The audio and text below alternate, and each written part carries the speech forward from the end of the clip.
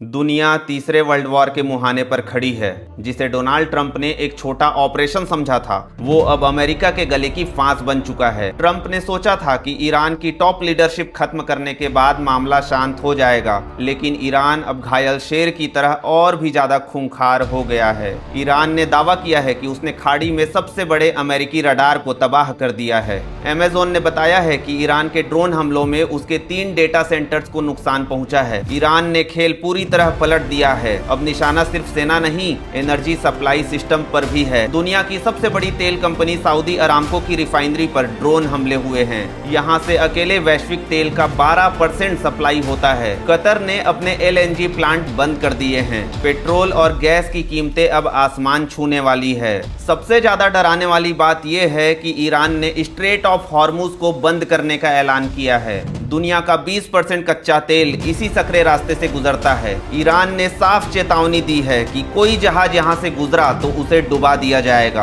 पिछले 4 दिनों में ईरान ने अमेरिका के घमंड को बड़ा झटका दिया है। कुवैत में उसके फाइटर जेट्स गिर रहे हैं, लेकिन बाद में अमेरिका ने दावा किया कि कुवैत की ही एयर डिफेंस सिस्टम ने उसे गलती से गिरा दिया। बहरीन में बम गिर रहे हैं और रियाद में भी अमेरिकी दूतावास पर ड्रोन अटैक हुआ है। सऊदी अरब अब खुलकर कह रहा है कि अमेरिका ने हमें अकेला छोड़ दिया है और उसका पूरा फोकस अब इजराइल को बचाने पर है। मीडिया रिपोर्ट्स में यह दावा किया गया है कि खेमनई की मौत के पीछे सऊदी का भी हाथ है और अब ईरान चुन चुन कर बदला ले रहा है। इजराइल के यरूशलेम और तेल अवीव जैसे शहर अब सुरक्षित नहीं रहे। लोग घंटों बंकरों में बंद हैं। इजराइल ने भी हिजबुल्लाह के ठिकानों पर भारी हवाई हमले किए हैं। यूनाइटेड नेशन चीख कर कह रहा है कि स्कूलों और अस्पतालों पर हमले बंद हों, लेकिन बारूद के शोर में मानवता की आवाज दब गई है। मिडिल ईस्ट के करीब 15 देश इस जंग में कूद चुके हैं। ईरान में 550 से ज्यादा जानें जा चुकी है। डोनाल्ड ट्रंप का कहना है कि सैन्य अभियान करीब 4 हफ्ते चल सकता है, लेकिन इन 4 हफ्तों में कितनी तबाही होगी इसका अंदाजा लगाना मुश्किल नहीं है।